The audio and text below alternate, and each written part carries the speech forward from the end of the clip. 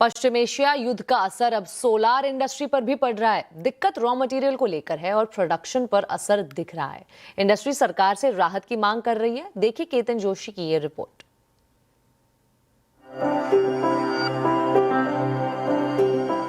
देश के ज्यादातर राज्यों में अब सोलर बिजली पैदा हो रही है और प्रधानमंत्री ने पंचामृत प्रोग्राम के तहत 2030 तक 500 गीगावाट रिन्यूएबल एनर्जी का लक्ष्य रखा है। सोलर का इसमें बड़ा हिस्सा है। अभी भारत 230 गीगावाट रिन्यूएबल एनर्जी का उत्पादन कर रहा है, लेकिन सोलर प्लांट लगाने के लिए जरूरी सेल, मॉड्यूल, ग्लास समेत 80% सामान या रॉ मटेरियल इंपोर्ट होता है, जो युद्ध के चलते 15 से 20% तक महंगा हो गया है। इतने दाम चुकाने पर भी सामान कब मिलेगा इसकी कोई गारंटी नहीं है। गैस की दिक्कत से एल्युमिनियम समेत अन्य चीजें डोमेस्टिक मार्केट में काफी महंगी हो गई है।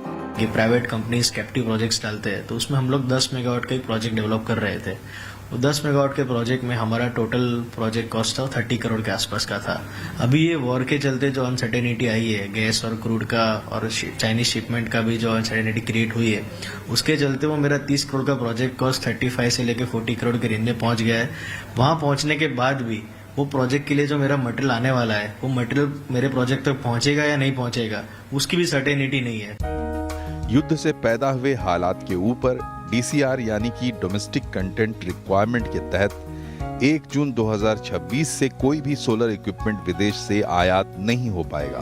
देश के 10,000 से ज्यादा उत्पादक अब सरकार से गुहार लगा रहे हैं। आज आप चाहते हो कि डीसीआर मॉड्यूल यानी कि डोमेस्टिक कंटेंट रेगुलेशन अगर 31 जून में कम हो रहा है, उसको एक्सटेंशन करें। अगर नहीं एक्सटेंशन हुआ तो प्राइवेट इंडस्ट्री का एक तो यहाँ पे लॉस हो रहा है और प्राइवेट इंडस्ट्रीज के अंदर सोलार लगाना पूरा बंद हो जाएगा, जिसकी वजह से प्रोडक्शन रेट और बढ़ जाएगा। तो हमारी एक डिमांड ये भी है कि पीएम कुसुम का 1 साल जैसे एक्सटेंशन दे दिया, वेफर को 2 साल एक्सटेंशन दे दिया, वैसा डीसीआर को मिनिमम एक्सटेंशन 1 ईयर का मिले।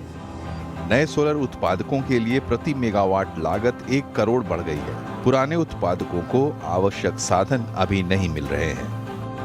रिन्यूएबल एनर्जी में भारत ने लंबी छलांग लगाई है, लेकिन युद्ध के चलते इसमें रुकावट आई है। अगर समूचे सेक्टर को आगे बढ़ाना है तो सरकार के द्वारा इसको मदद करना आवश्यक है। केतन जोशी, अहमदाबाद।